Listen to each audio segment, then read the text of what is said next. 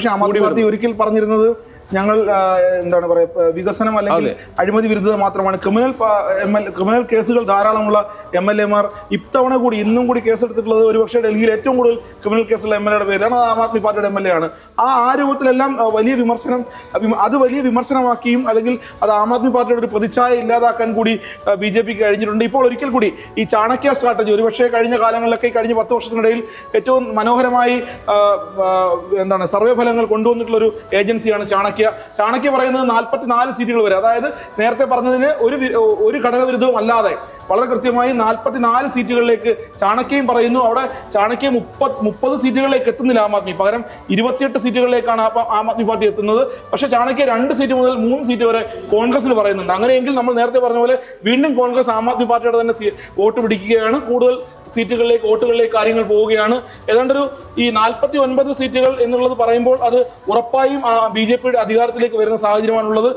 P-mark 49, Chanakya 44 വരെ.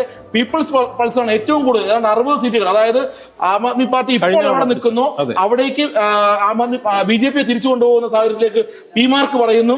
ആ ഒരു രൂപത്തിൽ ടൈംസ് നൗവും പി-മാർക്കും അടക്കമുള്ള വലിയ ടൈംസ് നൗ വലിയ ഏജൻസികൾ എല്ലാവരും, പി-മാർക്ക് ആയാലും പീപ്പിൾസ് പൾസ് ആയാലും JYC പോൾ ആയാലും ആ രൂപത്തിൽ എല്ലാ വലിയ ഏജൻസികളും ആം ആദ്മി പാർട്ടിയെ സമ്പൂർണ്ണമായി തള്ളുകയാണ്.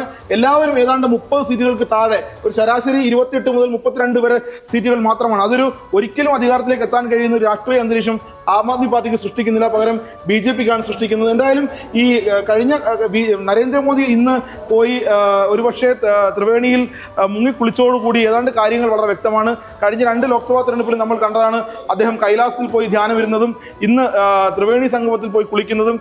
എല്ലാം വലിയ രൂപത്തിൽ BJP മുന്നോട്ട് വെക്കുന്ന രാഷ്ട്രീയത്തെ സാധൂകരിക്കുന്നത്, അല്ലെങ്കിൽ അവർ അധികാരത്തിലേക്ക് എത്താൻ പോകുന്നു, തിരിച്ചെത്താൻ പോകുന്നു. 25 വർഷത്തിന് ശേഷമാണ് BJP ഡൽഹിയിൽ അധികാരത്തിലെത്താൻ പോകുന്നത്. അതൊരുപക്ഷെ BJP വലിയ കാത്തിരുന്നൊരു വലിയ ആഗ്രഹ പൂർത്തീകരണമായിരിക്കും രാജ്യതലസ്ഥാനം കയ്യിൽ വെക്കുക എന്നുള്ളത്.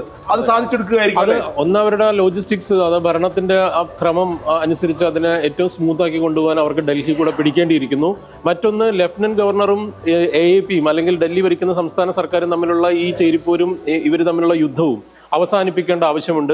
അവർ തന്നെ ഇപ്പൊ കഴിഞ്ഞ ദിവസങ്ങളിൽ നമുക്കറിയാം എല്ലാ സ്ഥലങ്ങളിലും ആ മേഖലയിലുള്ള എല്ലാ മണ്ഡലങ്ങളിലും അമിത്ഷായുടെ റാലികളിൽ അമിത്ഷാ പറഞ്ഞ ഒരു പ്രധാനപ്പെട്ട കാര്യം, ഈ ഡൽഹി നഗരം എന്ന് പറയുന്നത് കഴിഞ്ഞ 10 വർഷമായിട്ട് ഒരു മാലിന്യത്തിന്റെ മലയായി മാറിയിരിക്കുന്നു. ഞങ്ങൾ ഇതിനെ പഴയ ഒരു നല്ല ഡൽഹി, ഏറ്റവും ക്ലീൻ ആയിട്ടുള്ള ഒരു സിറ്റിയാക്കി തിരിച്ച് മാറ്റിത്തരും. അതിന് വേണ്ടത് ഡബിൾ എഞ്ചിൻ സർക്കാർ ഇവിടെ വരണം എന്നുള്ളതാണ്.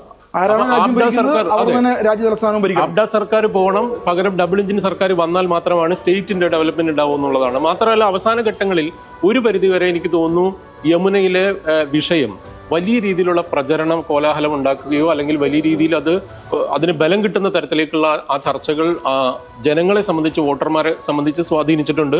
മറ്റൊരു പ്രധാനപ്പെട്ട വിഷയം എന്ന് പറയുന്നത് ഡൽഹിയിലെ സ്ത്രീകളുടെ സുരക്ഷയാണ്.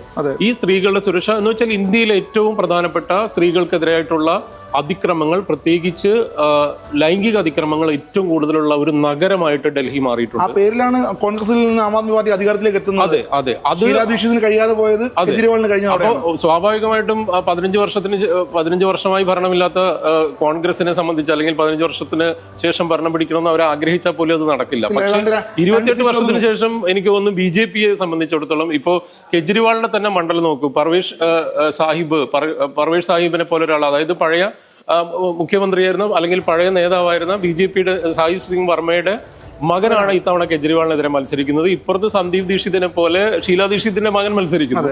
വലിയ നേതാക്കൾ തമ്മിലുള്ള പോരാട്ടം നടക്കുന്നു. പക്ഷെ പ്രശ്നം എന്തുകൊണ്ടാണ് എപ്പോഴും BJP ചോദിച്ച ഒരു പ്രധാനപ്പെട്ട കാര്യമുണ്ട്. രാഷ്ട്രീയ പ്രേരിതമായിട്ടാണ് ഞങ്ങൾ ED അറസ്റ്റ് ചെയ്തതെങ്കിൽ കോടതി എന്തിനാണ് ജാമ്യം കൊടുക്കാതിരുന്നത് ഇത്രയും കാലം എന്നുള്ളതാണ്. അത് ജനങ്ങൾക്കിടയിൽ ഒരു വിശ്വാസ്യത വളർത്താൻ, അല്ലെങ്കിൽ ഇവരെന്തൊക്കെയോ ചെയ്യുന്നു, പ്രശ്നമുണ്ട്, അഴിമതിയുണ്ട്, കൈക്കൂലിയുണ്ട് എന്നുള്ളൊരു ധാരണ ഉണ്ടാക്കുന്നതിൽ BJPയുടെ പ്രൊപ്പഗൻഡ അല്ലെങ്കിൽ അവരുടെ പ്രചരണം വിജയിച്ചു എന്നാണ് എനിക്ക് തോന്നുന്നത്.